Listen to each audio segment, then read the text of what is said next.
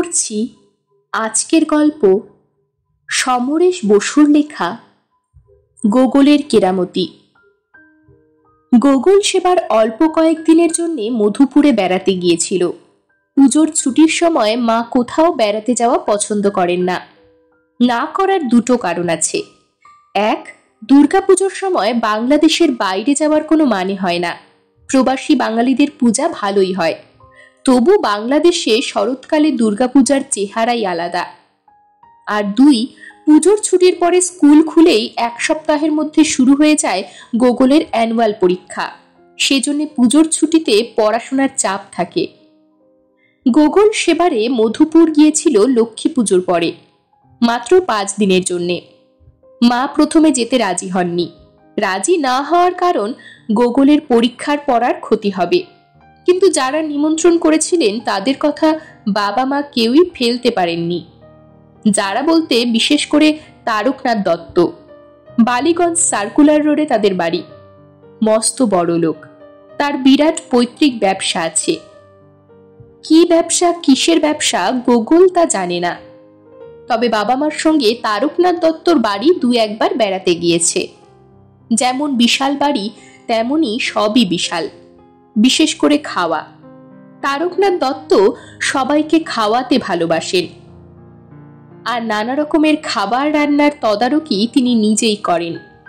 তার বাড়িতে রোজই অতিথি অভ্যাগতদের ভিড়। গোগোল বুঝে নিয়েছে তারকবাবু আসলে ওই বিশাল বাড়িতে খুবই একা। তার একমাত্র মেয়ে গোগোলের মায়ের বয়সী হবেন। তিনি থাকেন এলাহাবাদে শ্বশুর বাড়িতে, আর তার একমাত্র ছেলে থাকেন আমেরিকায়। বাড়িতে আছে এক গাদা কাজের মানুষ, দূর সম্পর্কের কয়েকজন মহিলা আত্মীয়া। সেই জন্যেই তিনি মনের মতো মানুষ খুঁজে বাড়িতে নিমন্ত্রণ করে নিয়ে যান। তাদের সঙ্গে গল্পগুজব করে খাইয়ে দাইয়ে সময় তার ভালোই কাটে। তারকনাথ দত্ত গোগোলের বাবার থেকে অনেক বড়। বাবা মা তারকবাবুকে কাকা বলে ডাকেন। তিনি বাবা মাকে নাম ধরেই ডাকেন, নিজের ছেলেমেয়ের মতোই ভালোবাসেন। আর গোগোলকে ডাকেন ডিটেকটিভ দাদু বলে। গোগোল অনেকবার শুনেছে মধুপুরে তারকনাথ দত্তের বিরাট বাড়ি আর বাগান আছে। সে বাগানের গোলাপের নাকি তুলনা নেই। মধুপুর থেকে প্রচুর গোলাপ কলকাতায়ও আসে। তারকনাথ বাবা মাকে অনেকবার বলেছেন, তোমরা আমার মধুপুরের বাড়িতে বেরিয়ে এসো, সেখানে তোমাদের কোনো অসুবিধা হবে না। দেখাশোনা আর রান্না করার লোকজন আছে, খাবে দাবে বেড়াবে আর ঘুমোবে। আমি খুব খুশি হব। সেই নিমন্ত্রণে কিছুতেই যাওয়া হচ্ছিল না। শেষ পর্যন্ত তারকনাথ নিজেই মধুপুর যাবেন বলে স্থির করলেন। আর বাবা মাকে বললেন, এবার আমার সঙ্গে যেতেই হবে। আমার ডিটেকটিভ দাদুও যাবে। আমি কোনো কথা শুনতে চাইনি। যেতে 1 রাত্রি, আসতে 1 রাত্রি, বেশি দিন নয়, 5 দিন ওখানে থাকবো। 5 দিনে আমার ডিটেকটিভ দাদুর পড়া না হলেও ও ঠিক পাশ করবে। বাবা মা সেবার আর তার কথা ঠেলতে পারেননি। তারকনাথ দত্তর মধুপুরের 52 বিঘা এলাকায় বাড়িটা কেবল বড়ই না, বাড়ি আর বাগান সব মিলিয়ে যেন একটা নন্দনপুরী। বিরাট বাগানে বোধহয় 1000 খানেক গোলাপ গাছ আছে, নানা রকমের গোলাপ। তাছাড়া ছিল ঝাউ, পাইন আর ইউক্যালিপটাস গাছ, মাধবী বিতান, জুইয়ের কেয়ারি। দোতলা বাড়িতে যে কতগুলো ঘর আছে গোগোল গুনে উঠতে পারেনি। সামনের দিকে ফুলের বাগান, পেছনে ফলের গাছ, আম, জাম, পেয়ারা আর আতা। তাছাড়া আছে মস্ত একটা গোয়াল, অনেকগুলো দুধের গাভী। রোজ প্রচুর দুধ হয়। খাবার লোক নেই, বিক্রি করে দেওয়া হয় তাই। বাড়ির ভিতরে চৌহদ্দির মধ্যে আছে বিরাট একটা ইদারা। তার সঙ্গে পাইপ দিয়ে পাম্প সেটে জল তোলা হয় ওপরের ট্যাঙ্কে। ভারী মিষ্টি জল, খেতে ভালো, আর খেলেই হজম হয়ে যায়। সব শোবার ঘরের সঙ্গেই বাথরুম। আর খাওয়া রোজই যেন যজ্ঞী বাড়ির রান্না। মাছ, মুরগি, বাগেরি পাখি, ছানা, পায়েস, রসমালাই, যত খুশি খাও। গোগোলের এত খাওয়া পছন্দ নয়। প্রথম দিন সকালে পৌঁছে ওর একটুও ঘুম পেল না। বাড়ি, বাগান, ছাদ সব জায়গায় ঘুরে ঘুরে বেড়ালো। দুপুরের খাবার পরে গোগোল ঘুমিয়ে পড়েছিল, কিন্তু মাত্র 1 ঘন্টার জন্য। উঠে দেখল বাবা মা অঘোরে ঘুমোচ্ছেন। গোগোল উঠে পড়ল। তারকনাথ নিচের একটা ঘরে ছিলেন। ও নিচে নেমে এসে তার ঘরে উকি দিয়ে দেখল তিনি গড়গড়ায় তামাক টানছেন ইজি চেয়ারে বসে, আর খবরের কাগজ পড়ছেন মনোযোগ দিয়ে। কাজের লোকেদের কোনো সারা শব্দ নেই, বোধহয় তারাও এখন ঘুমোচ্ছে। গোকুল বাগানে বেরিয়ে এলো। বাগান থেকে বাইরে যাবার বড় গেটটা বন্ধ। একটা ছোট দরজা আছে, লোহার ঘোরানো দরজা। গরু বাছুর ঢুকতে পারে না। গোকুল সেই দরজা দিয়ে রাস্তার ধারে এসে দাঁড়ালো। 52 বিঘার লাল কাকর মাটির শক্ত রাস্তা। দুপুরে খা খা করছে। গাছে গাছে পাখিরা ডাকছে। কাঠবেড়ালিরা হুটোপুটি খেলছে। কখনো উঠে যাচ্ছে বড় বড় গাছের মগ ডালে, আবার কখনো নেমে আসছে নিচে। ওরা যে কি খুঁটে খুঁটে খাচ্ছে গোকুল বুঝতে পারছে না। গোটা রাস্তায় লোক নেই। কেবল একটু দূরে গাছের নিচে ছায়ায় দাঁড়িয়েছিল একটা টাঙা। ঘোড়াটা মাথা নিচু করে কাঠের পাত্র থেকে মুখ নামিয়ে খাবার খাচ্ছিল। টাঙাওয়ালা শুয়েছিল টাঙার ওপরেই। গোকুল ডাইনে বায়ে তাকালো। দেখলো বাঁদিকের একটা রাস্তা থেকে একটি মোষের গাড়ি বেরিয়ে বড় রাস্তা পেরিয়ে অন্য রাস্তায় ঢুকে গেল। বোঝা গেল গাড়িটা যেদিকে গেল সেদিকে কোনো গ্রাম আছে। গোকুল পায়ে পায়ে সেদিকে গেল। দুপাশেই বাড়ি, আর সব বাড়ির সামনেই বাগান। গোকুল মোড় অবধি গিয়ে দাঁড়ালো। দেখলো মোষের গাড়িটা যেদিকে যাচ্ছে সেদিকটা ঢালু হয়ে নেমে গিয়েছে। খোলা জমিতে গরু মোষ চড়ছে। গোকুল হঠাৎ দেখলো একজন যেন মাটি ফুঁড়ে ওর সামনে এসে দাঁড়ালো। মাথায় বড় বড় কালো চুল, মুখটা কালো গোঁফদাড়িতে ভরা, চোখে চশমা, পাজামা আর পাঞ্জাবি ময়লা মতো, পায়ে কোলাপুরি চপ্পল। বয়স ঠিক বোঝা যাচ্ছে না। দেখে শুনে ভদ্রলোকই মনে হয়। বাঙালি কি অবাঙালি তা বোঝবার উপায় নেই। ভদ্রলোক চুরুট টানছেন। গোকুল অবাক চোখে ভদ্রলোকের দিকে তাকালো। ভদ্রলোক পরিষ্কার বাংলায় জিজ্ঞেস করলেন, তারকনাথ দত্তের বাড়িটা কোথায় বলতে পারো খোকা? গোকুল অবাক হয়ে বাড়িটার দিকে হাত তুলে দেখিয়ে বলল, ওই তো, ওই বিরাট বাগানওয়ালা বড় দোতলা বাড়িটা। আপনি তারকবাবুকে খুঁজছেন? না। ভদ্রলোক গোঁফদাড়ির ফাঁকে হাসলেন। আমি একটা ছেলেকে খুঁজছি। সেই ছেলেটি একবার রাজধানী এক্সপ্রেসে একটা হত্যার ব্যাপারে আমার বন্ধুকে ধরিয়ে দিয়েছিল। খুব ডাক সাইটে ছেলে, নাম গোকুল। শুনেছি সে ওই বাড়িতে উঠেছে। তাকে আমি কিডন্যাপ করব। গোকুল প্রথমে খুব চমকে উঠেছিল, ভয়ও পেয়েছিল। এখন গোঁফদাড়ি আর চশমা পরা লোকটির দিকে ভালো করে তাকিয়ে দেখে চোখ বড় করে হেসে উঠল। বলল, আপনি মানে? চুপ চুপ। ভদ্রলোক বললেন, একদম আমার নাম নিও না। জানবে এখানে গাছপালারও কান আছে। তবে তুমি ঠিকই ধরেছ, আমি তোমার বন্ধু। গোকুল মনে মনে বলল, অশোক ঠাকুর, বিখ্যাত গোয়েন্দা। রাজধানী এক্সপ্রেসের হত্যা আর গোকুলের নাম বলাতেই ও গলার স্বরটা চিনে ফেলেছিল। কিন্তু কিছু জিজ্ঞেস করবার আগেই অশোক ঠাকুর নিচু স্বরে বললেন, তারকনাথ দত্তর বাড়িতে আজ সকালেই তোমরা এসেছো, এ খবর আমি জানি। মধুপুরে কে কখন কবে আসছে সে খবরই আমার জানা। তবে আমি যাকে খুঁজছি তাকে এখনো পাইনি। কিন্তু সে কাছে পিঠেই কোথাও ঘাপটি মেরে আছে। আমার চোখ ফাঁকি দিয়ে পালাতে পারছে না, অথচ আমি ধরতে পারছি না। তোমাকে বলে রাখি, একটু চোখ কান খোলা রেখে চলো। লোকটার বয়স হবে আমারই মতো, তবে বেশ লম্বা আর শক্ত ফর্সা চেহারা। একজোড়া গোঁফ আছে। মাথার চুল ছোট করে ছাটা। সঙ্গে ওর বউও আছে। লোকটার নাম আফতার সিং। নাম করা হিরে চোর। গোটা দিনে খুনও করেছে। ভারতের সব রকম ভাষা বলতে পারে। বাংলা বললে তুমি একদম ধরতে পারবে না যে ও বাঙালি নয়। আসলে ও পাঞ্জাবি। আজ পর্যন্ত প্রায় 1 কোটি টাকার হিরে চুরি করেছে। খবরটা দিয়ে রাখলাম, এবার সরে পড়ো। বিকেল হয়ে আসছে, বাবা মা তোমাকে খুঁজবেন। কথাটা কিন্তু এখন কাউকে বলো না। গোকুল মাথা ঝাঁকিয়ে বাড়ি ফিরে গেল। সত্যি সত্যি বাবা মা তখন উঠে পড়েছেন। নিচে তারকনাথ দাদুর ঘরে বসে তিনজনেই চা খেতে খেতে গল্প করছিলেন। গোগলকে দেখে তারকনাথ বললেন, কোথায় ঘুরে বেড়াচ্ছ ডিটেকটিভ দাদু? এখানে কোনো চোর ডাকাতের সন্ধান পেলে নাকি? গোগল মাথা নেড়ে বলল, না, আমি বাগানের বাইরে রাস্তাটা দেখছিলাম। শুধু রাস্তাই দেখছিলে? তারকনাথ হেসে বলল, একটা গোঁফ দাড়িওয়ালা লোকের সঙ্গে কথা বলছিলে না? গোগল চমকে উঠল। তারকনাথ হো হো করে হেসে উঠলেন। বাবা মাও অবাক চোখে গোগলের দিকে তাকালেন। গোগল বলল, হ্যাঁ, অবাঙালি এক ভদ্রলোক আমার সঙ্গে যেচে কথা বলছিলেন। আমার নাম, কোথায় কার বাড়িতে উঠেছি, এইসব জিজ্ঞেস করছিলেন। হ্যাঁ, এখানে যত লোক বেড়াতে আসে সবাই যেচে আলাপ করে। তারকনাথ বললেন, ওই গোঁফ দাড়িওয়ালা লোকটা বোধহয় একলা বেড়াতে এসেছে, তোমার সঙ্গে একটু কথা বলে নিল। এখানে ওরকম হয়। তোমার নিশ্চয়ই জানতে ইচ্ছে করছে আমি কেমন করে ব্যাপারটা জানলাম? গোগল মাথা ঝাঁকিয়ে বলল, হ্যাঁ, তুমি যখন নিচে এসে আমার ঘরে উকি দিয়ে চলে গেলে তখনই আমি তোমাকে দেখেছি। তারকনাথ হেসে বললেন, আমি খবরের কাগজ পড়ছিলাম, কিন্তু চশমার ফাঁক দিয়ে তোমাকে ঠিক দেখে নিয়েছিলাম। তারপরেই আমি একজনকে ডেকে বললাম, খোকাবাবু কোথায় যাচ্ছে একটু নজর রেখো। সেই এসে আমাকে খবর দিয়েছে।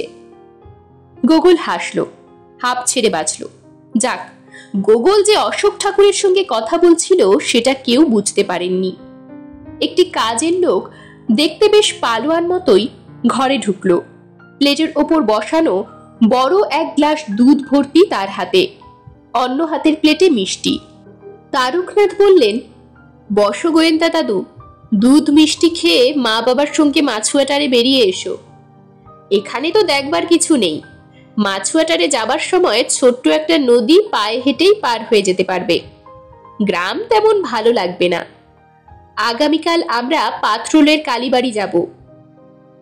মা চা খাওয়া শেষ করে বাবাকে জিজ্ঞেস করলেন, তুমি জামা কাপড় বদলাবে তো? বাবা নিজের গায়ের পাজামা পাঞ্জাবি দেখে তারকনাথের দিকে তাকিয়ে হেসে বললেন, দরকার কি? এখানে আমার জামা কাপড় কে দেখবে? তুমি বরং বদলে এসো। হ্যাঁ হ্যাঁ, পুরুষদের বেশি সাজগোজ দরকার হয় না। তারকনাথ বললেন, আর যাবে তো মাঠে ঘাটে বেড়াতে, তবে একটা টর্চ লাইট নিয়ে বেরিও। আস্তে আস্তে যদি অন্ধকার হয়ে যায় অচেনা রাস্তাঘাটে অসুবিধে হবে। তারপরেই তিনি গোগলের দিকে তাকিয়ে বললেন, কি হলো গোয়েন্দা দাদু, দুধ মিষ্টি খেয়ে নাও। গোগল সেই ভয়টাই পাচ্ছিল। ওই বড় এক গিলাস দুধ আর মস্ত দুটো সন্দেশ খাবার মতো পেটে জায়গা ছিল না।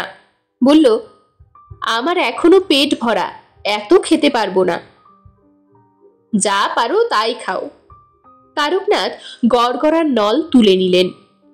গোগল বাবার দিকে তাকালো। বাবা তখন খবরের কাগজ টেনে নিয়েছেন। মা চলে গিয়েছেন জামা কাপড় বদলাতে। গোগলের কানে তখন অশোক ঠাকুরের কথাগুলোই বাজছে। আফতার সিং হিরে চোর, 3টে খুন করেছে। অশোক ঠাকুরের মতো বয়স, লম্বা শক্ত ফর্সা শরীর, গোপ আছে, মাথার চুল ছোট করে ছাটা। ভাবতে ভাবতে গোগল দুটো মিষ্টি খেয়ে ফেলল, এমনকি বড় এক গিলাস দুধও। তারকনাথ গড়গড়া টানা থামিয়ে হেসে জিজ্ঞেস করলেন, ব্যাপার কি বলো তো ভাই গোয়েন্দা দাদু? খাবে না করে সবই খেয়ে ফেললে, কিন্তু দেখে মনে হলো যেন তুমি খেলে না, আর কেউ খেলো। এত কি ভাবছো? গোগল আবার চমকে উঠল। বেশি মিথ্যে কথা বলতে লজ্জাও করে। বলল, আমি সেই দাড়িওয়ালা ভদ্রলোকের কথা ভাবছি। ভদ্রলোক যেন কেমন? কোনো অপরাধের গন্ধটন্ধ পেলে নাকি? তারকনাথ ভুরু কুচকে জিজ্ঞেস করলেন। গোগল লজ্জা পেয়ে হেসে বলল, না, তা ভাবিনি। ওকে আমার বেশ মজার লোক বলে মনে হচ্ছিল। ওরকম অনেক মজার লোক তুমি মধুপুরে ভ্রমণকারীদের মধ্যে পাবে। তারকনাথ হেসে বললেন, এখন বেড়াতে বেরোলে দেখবে সব ভাঙা শরীর সারাবার জন্য রাস্তায় বেরিয়ে পড়েছে। তবে শরীর সারবে কেমন করে? সব বাতিগ্রস্ত লোক। এই সময় মা জামা কাপড় বদলে নিচের ঘরে এলেন। হাতে একটা টর্চ লাইট। বাবা খবরের কাগজ রেখে উঠে দাঁড়ালেন। তারকনাথকে বললেন, তাহলে আমরা একটু ঘুরে আসি। হ্যাঁ হ্যাঁ, এসো। তারকনাথ গড়গড়ার নল রেখে বললেন, আমিও একটু বাগানে পায়চারি করব। গোকুল বাবা মার সঙ্গে বেরিয়ে পড়ল। তারকনাথ ভুল বলেননি। দেখা গেল রাস্তায় বেশ কিছু মহিলা পুরুষ ঘুরে বেড়াচ্ছেন।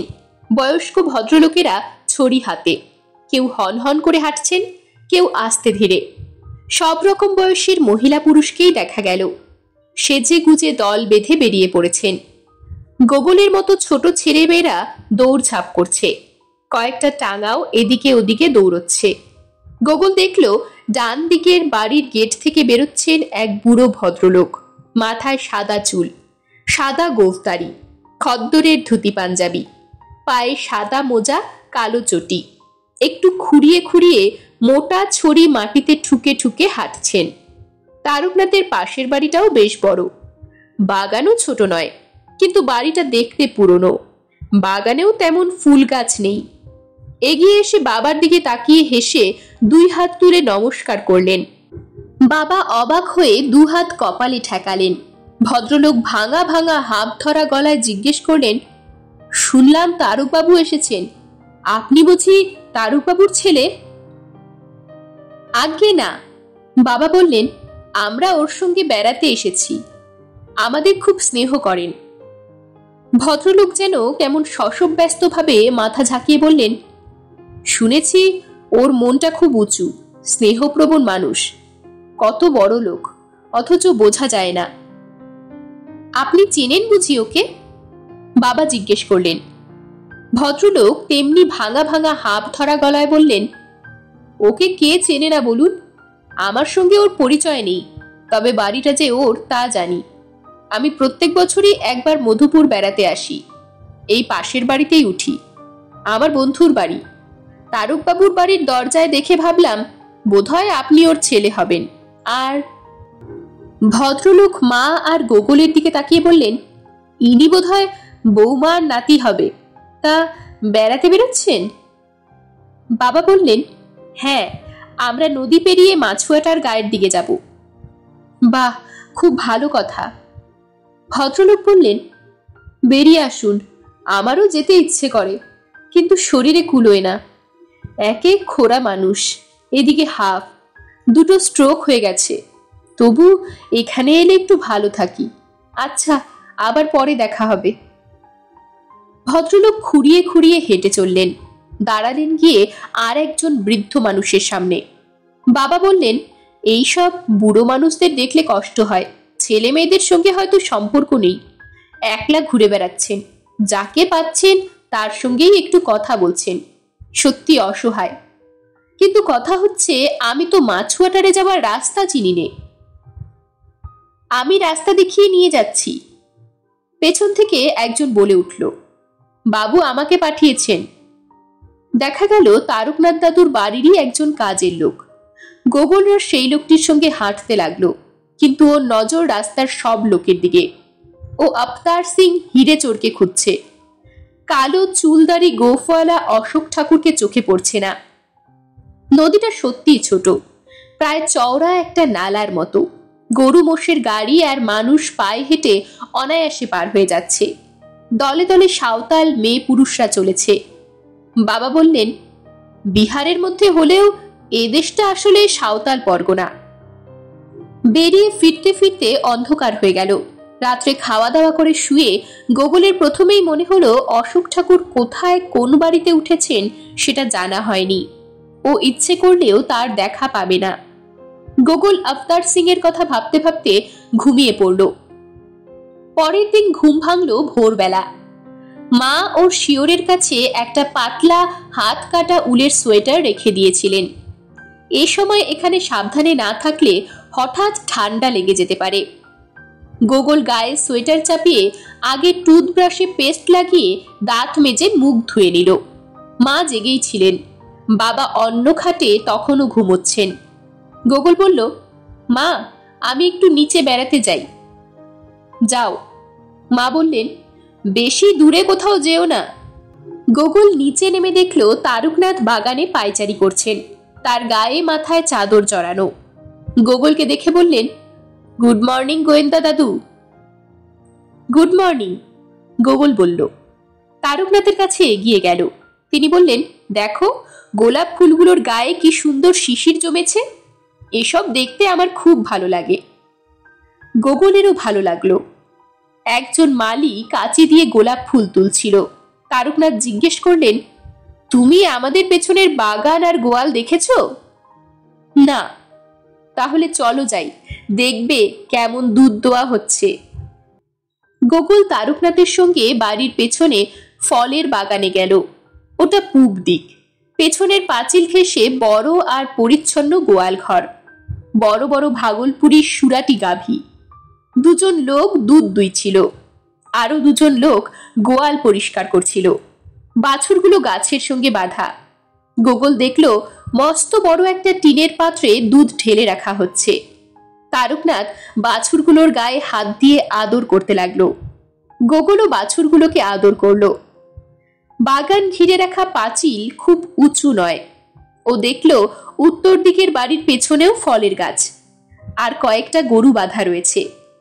গোগল সেই বৃদ্ধ ভদ্রলোকের কথা বলল। তারকনাথ সেই বাড়িটার দিকে তাকিয়ে বললেন, কে জানে কে এসেছে। বাড়ির মালিকের নাম আশুতোষ চক্রবর্তী। শুনেছিলাম ভদ্রলোক নাকি বাড়িটা বিক্রি করে দিতে চান। হবে হয়তো আশুবাবুর কোনো বন্ধু বেড়াতে এসেছেন। কিন্তু কেয়ারটেকার হিসেবে যে লোকটাকে রেখেছেন সেটা একটা আস্ত শয়তান। নাম বেচনলাল। ও একবার আমার দুটো ভালো গাই চুরি করে বেশ কিছুদিন লুকিয়ে রেখেছিল। মতলব ছিল দূরে কোথাও নিয়ে গিয়ে বেশি দামে বিক্রি করে দেবে। তার আগেই ধরা পড়ে গিয়েছিল। ব্যাটাকে পুলিশে দিতাম, কিন্তু হাতে পায়ে ধরে ক্ষমা চেয়েছিল। তারপরেও অনেকবার বাগানের গোলাপ চুরি করে বিক্রি করে দিয়েছে। ধরা পড়ে আমার লোকেদের হাতে বেশ উত্তম মধ্যম খেয়েছে। ওকে কিছু বিশ্বাস নেই। আশুবাবু তার বাড়িটা তেমন দেখাশোনা করতে পারেন না। শুনি বেচনলাল নাকি লুকিয়ে বাড়ি ভাড়া দেয়। তা ওকে এখানকার লোকে কিছু বলে না? গোগল জিজ্ঞেস করল। তারকনাথ বললেন, এখানে সেরকম লোক কে আর আছে। বেশিরভাগ বাড়ির মালিক তো বাইরে থাকে, ছুটি ছাটায় বেড়াতে আসে। এমনি যারা থাকে তারা বেচনকে ভয় পায়। গোগল হাঁটতে হাঁটতে উত্তরের পাঁচিলের কাছে গেল, কিন্তু কাছে গিয়ে ও পাঁচিলের ওপাশে কিছু দেখতে পেল না। ছোট হলেও পাঁচিলটা ওর মাথা একটু ছাড়িয়ে উঠেছে। শুধু শুনতে পেল কারা কথাবার্তা বলছে হিন্দিতে। তারকনাথ ডাকলেন, এসো গোয়েন্দা দাদু, ওসব ছিচকে চোরদের দেখে কোনো লাভ নেই। তোমার মুখ ধোয়া হয়ে গেছে? হ্যাঁ। তাহলে একটু পরেই এক গ্লাস দুধ খেয়ে নাও। তারকনাথ বললেন, তারপরে জলখাবার হলে খেয়ে আমরা পাত্রলে বেরিয়ে পড়ব। একটা বড় ভালো টাঙা আনতে বলে দিয়েছি। গোগল তারকনাথের সঙ্গে পেছনের দরজা দিয়ে বাড়ির মধ্যে ঢুকলো। তারকনাথ ভেতরে ঢুকে নিজের ঘরের দিকে গেলেন। বললেন, আমি মুখ ধুয়ে দাড়িটা কামিয়ে নি, দেখো তোমার বাবা মা কি করছেন। গোগল দোতলায় উঠে ঘরের দিকে যেতে গিয়ে থমকে দাঁড়ালো। ওপরের সিঁড়ির দিকে তাকিয়ে ছাদটা দেখতে ইচ্ছে হলো। ও সিঁড়ি ভেঙে উঠে দেখলো ছাদের দরজায় দুটো বড় বড় শাল কাঠের হুড়কো আটা রয়েছে। খুলতে বেশ বেগ পেতে হলো। বিরাট ছাদ, বল খেলা যায়। গোগল বাড়ির সামনের দিকে গেল। বাগানে মালি কাজ করছে। রাস্তায় কয়েকজন লোক চলাফেরা করছে। ও উত্তর দিকে সরে গেল। সবেমাত্র রোদ উঠতে আরম্ভ করেছে। গোগল আলসের ধারে দাঁড়িয়ে পাশের বাড়ির ভেতরের উঠোন দেখতে পেল। ভেতরের উঠোনের এক কোণে ইদারা, মাঝখানে খাটিয়ার উপর বসে আছে একটি লোক আর একজন স্ত্রীলোক। দুজনে কথা বলছে। দুজনের কেউ গোগলকে দেখতে পাচ্ছে না। লোকটি ফর্সা, লম্বা, শক্ত চেহারা, খালি গায়ে কাঁধের উপর একটা তোয়ালে, মাথার চুল ছোট করে ছাটা, গোঁফ নেই। স্ত্রীলোকটির মাথায় ঘোমটা নেই, বয়সও খুব বেশি নয়। রঙিন শাড়ি আর জামা গায়ে, দুপাশে দুটো বেনি দুলছে। দুজনেই হাসতে হাসতে কথা বলছিল। গোগল আরো একটু পূবে সরে গেল। আলসের মাঝে গোল গোল ফাঁক ছিল। বসে পড়ে সেই ফাঁক দিয়ে লোকটার মুখের দিকে ভালো করে তাকালো। আশ্চর্য, লোকটাকে কেমন চেনা চেনা লাগছে, অথচ কখনো দেখেছে বলে মনে করতে পারছে না। চোখ, নাক, কপাল দেখে মনে হচ্ছে আগে কোথাও লোকটাকে দেখেছে, অথচ কিছুতেই মনে করতে পারছে না। গোগল দরজার হুড়কো লাগিয়ে নেমে এলো। মা বললেন, গোগল, তোমার দুধ এসে গেছে, খেয়ে নিয়ে একেবারে চান করে নাও, পাত্রল থেকে ফিরতে অনেক বেলা হয়ে যাবে। রোদ থেকে ফিরে তখন আর চান করতে হবে না, আমরাও চান করে নেব। গোগল তাই করলো। বৈকালে গোগল দেখলো বাবা মার কোথাও বেড়াতে যাবার ইচ্ছে নেই। ও বেলা পাত্রলের কালীবাড়ি ওর তেমন ভালো লাগেনি। সেরকম সুন্দর মন্দির নয়, একটা পুরনো বাড়ি, উঠোন, থামগুলো খুব সাধারণ। কালী মূর্তি আছে একটা ঘরের মধ্যে। তারকনাথ পূজা দিয়েছেন, ফিরে এসে খাওয়া দাওয়া করে ঘুম। গোগল বলল, আমি বাইরের রাস্তায় বেরিয়ে আসি। বেশি দূরে কোথাও যেও না, মা বললেন। আমরা টাঙ্গা নিয়ে শহরের দিকে যেতে পারি, তোমাকে যেন খুঁজতে না হয়। গোগল মাথা ঝাঁকিয়ে নেমে গেল। তারকনাথ তখনও ঘরের মধ্যে গড়গড়া টানছেন, খবরের কাগজ পড়ছেন।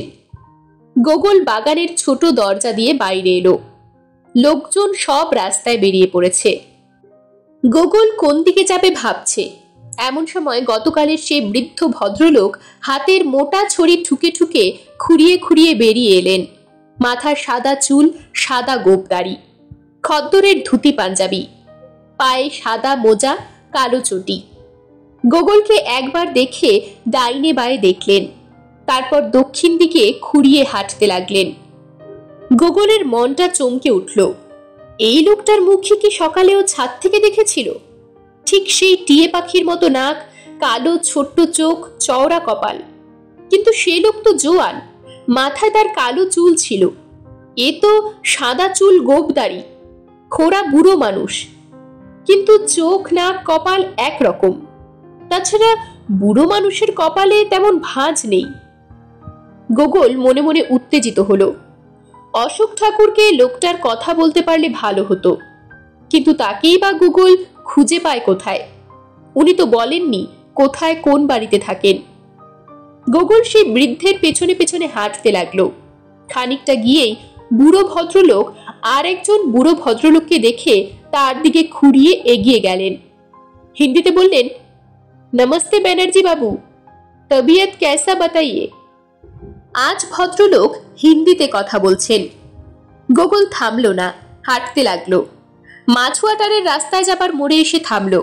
নানা দিক থেকে গরু মোষ ধুলো উড়িয়ে ছোট নদীর রাস্তায় চলেছে। হঠাৎ কোন দিক থেকে কালো দাড়িগোঁফ, লম্বা চুলওয়ালা অশোক ঠাকুর হাজির। বললেন, কি খবর গোগল, আজ পাত্রলে কেমন বেরিয়ে এলে? ভালো লাগেনি। গোগল উত্তেজিত স্বরে বলল, আমি আপনাকেই খুঁজছি। আমাদের বাড়ির উত্তর দিকের বাড়িতে একজনকে আজ সকালে দেখলাম। সে একটি মেয়ের সঙ্গে কথা বলছিল। এবেলা সেই বাড়ি থেকে একজন বুড়ো ভদ্রলোক বেরিয়ে এলেন। মনে হলো সাদা চুল, গোঁফদাড়ির মধ্যে সেই লোকটার মুখ। কালো বুড়ো লোকটিকে দেখেছিলাম, খুঁড়িয়ে হাঁটেন, হাত ধরা গলায় কথা বলেন। কালো গোঁফদাড়ি চশমার মধ্যে অশোক ঠাকুরও উত্তেজিত হলেন, কিন্তু সাবধানে নিচু স্বরে জিজ্ঞেস করলেন, সেই বুড়ো কোন দিকে গেছে? গোগল পেছন ফিরে দেখে বলল, ওই যে দেখছেন দুজন বুড়ো মানুষ দাঁড়িয়ে আছেন, তার মধ্যে সাদা চুল, দাড়িগোঁফ, চশমা পরা লোকটিকে আমার সন্দেহ হয়েছে। ঠিক আছে গোগল, তুমি বাড়ির দিকে ফিরে যাও। অশোক ঠাকুর নিচু স্বরে বললেন, আমি অন্যদিকে যাচ্ছি, কিন্তু ওর উপরে নজর রাখছি। গোগল আবার পেছন ফিরে বাড়ির দিকে চলল। পরদিন ভোরবেলা ঘুম ভাঙতেই গোগল বাইরে গোলমাল শুনতে পেল।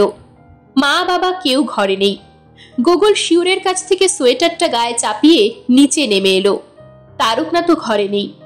দেখা গেল সবাই বাগানে। ও বাগানে গিয়ে দেখল উত্তর দিকের পাশের বাড়িটা চারদিক থেকে পুলিশে ঘিরে ধরেছে। 3-4টে পুলিশের ভ্যান রাস্তায়, বাড়ির ভেতরে বাগানেও।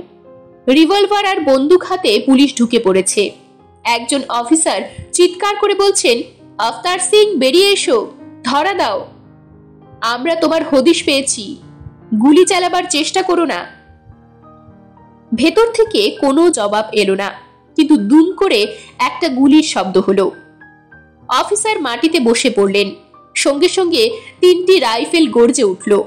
বাড়ির বন্ধ দরজা জানালা লক্ষ্য করে পুলিশ গুলি ছুড়ল। আরো কয়েকজন পুলিশ বন্দুক হাতে এবার বাগান পেরিয়ে বাড়িটাকে ঘিরে ধরে গুলি চালাতে লাগলো। তারকনাথ বললেন, নিশ্চয়ই বেচনলালটা কোনো ডাকাতি করেছে। না, হিরে চোর অবতার সিং ও বাড়িতে লুকিয়ে আছে। গোগল উত্তেজিত হয়ে বলে ফেলল। সবাই গোগলের দিকে অবাক চোখে তাকালেন। তারকনাথ জিজ্ঞেস করলেন, গোয়েন্দা দাদু, তুমি এই খবর কোথা থেকে পেলে? গোগল বিব্রত হয়ে চুপ করে রইল। এ সময়ই উত্তরের দিকের বাড়ির সামনের দরজা খুলে গেল।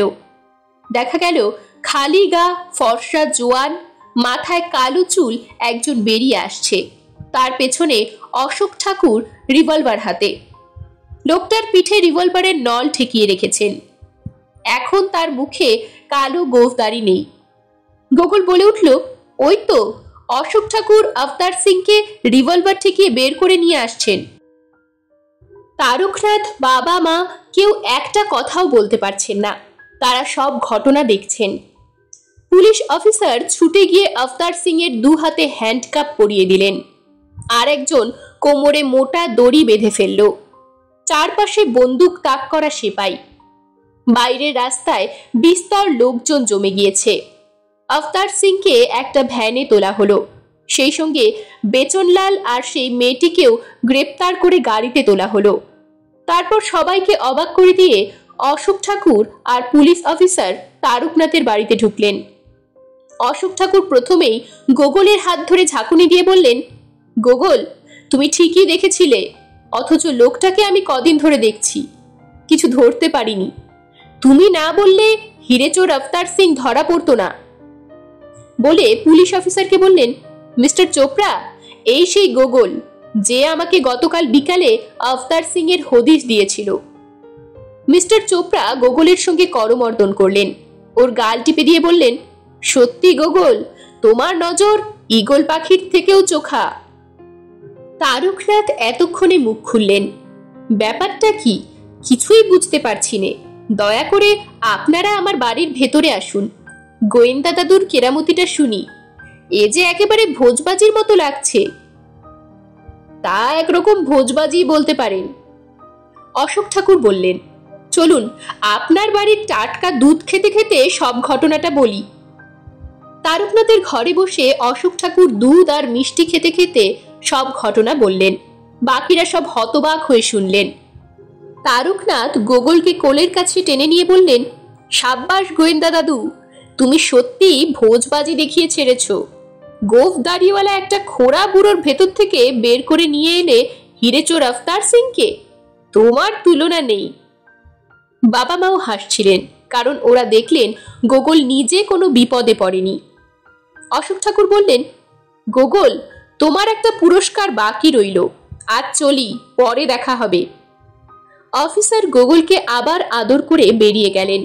তারকনাথ গোগলকে 2 হাতে জড়িয়ে ধরে বললেন, এবার তোমার মুখ থেকে আলাদা করে ঘটনাটা শুনবো। আমিও তোমাকে পুরস্কার দেব, কারণ তুমি ওই ছিচকে বেচনলালটাকেও ধরিয়ে দিতে পেরেছ।